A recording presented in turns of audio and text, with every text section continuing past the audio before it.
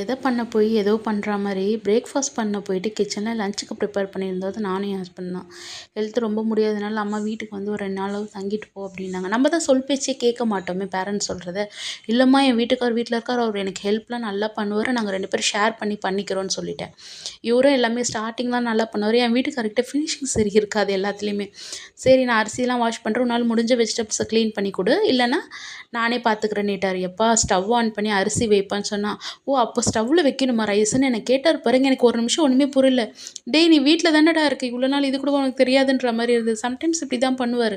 அப்புறம் வாழைத்தண்டு இருந்தது, அதை போட்டு கூட்டு பண்ணிடலாம் அப்படின்னு சொல்லிட்டு கொஞ்சமாக மோர் அடித்து தரேனார். இல்லை நானே அடிச்சுக்கிறேன், இல்லை நான் பண்ணி தரேனார். எனக்கு ஒரே பயமாயிடுச்சு, ஒரு தயிரில் மோர் அடிப்பார் இல்லை பாலில் மோர் அடிப்பாருன்ட்டு நம்மளே பண்ணிட்டேன். முடியாமல் இதெல்லாம் பண்ணதுக்கு அம்மா வீட்டுக்கு போயிருந்தால் கூட நிம்மதியாக இருந்திருக்கலான்னு. போனது பிரேக்ஃபாஸ்ட் பண்ண 2 பேருமே அதை மறந்துட்டு வந்து அவங்கவுங்க வேலையை பார்க்க ஆரம்பிச்சிட்டு, அவரும் ஃபோன் எடுத்துகிட்டு யார்கிட்டயோ பேசிகிட்டு இருந்தார். ஒழுங்கு மரியாதையாக எனக்கு பிரேக்ஃபாஸ்ட் எதுனா பண்ணி கொடு, எனக்கு பசிக்குது, 11 தான் ஆகுது, இப்போலாம் லஞ்ச்லாம் என்னால் சாப்பிட முடியாது அப்படின்னிட்டேன். சரி பிரெட் இருக்குது டோஸ்ட் பண்ணி எனக்கு ஒரு பிளாக் காஃபியும் ரொம்ப தலையும் வலிக்குதுப்பா அப்படின்னாரு. சரி நீங்கள் சாப்பிடலன்னு, எனக்கு பிரெட்டு மட்டும் போதும், பிளாக் காஃபி வேணாம், காரக்குழம்பு வேறு வச்சுருக்கேன், எனக்கு அது ரொம்ப பிடிக்கும் அப்படின்னாரு. ஃபைனலாக அவருக்கு மட்டும் ஃபஸ்ட்டு சாப்பிடுங்கன்னு சொல்லிட்டு வாழைத்தண்டு கூட்டம் நம்ம வந்து சுண்டைக்காய் போட்டு பூண்டு போட்டு காரக்குழம்பு வச்சுருந்தேன், அதை வச்சு கொடுத்துட்டு நான் வந்து படுத்துட்டேன் காய்ஸ். நாளைக்கு பார்க்கலாம், பாய்.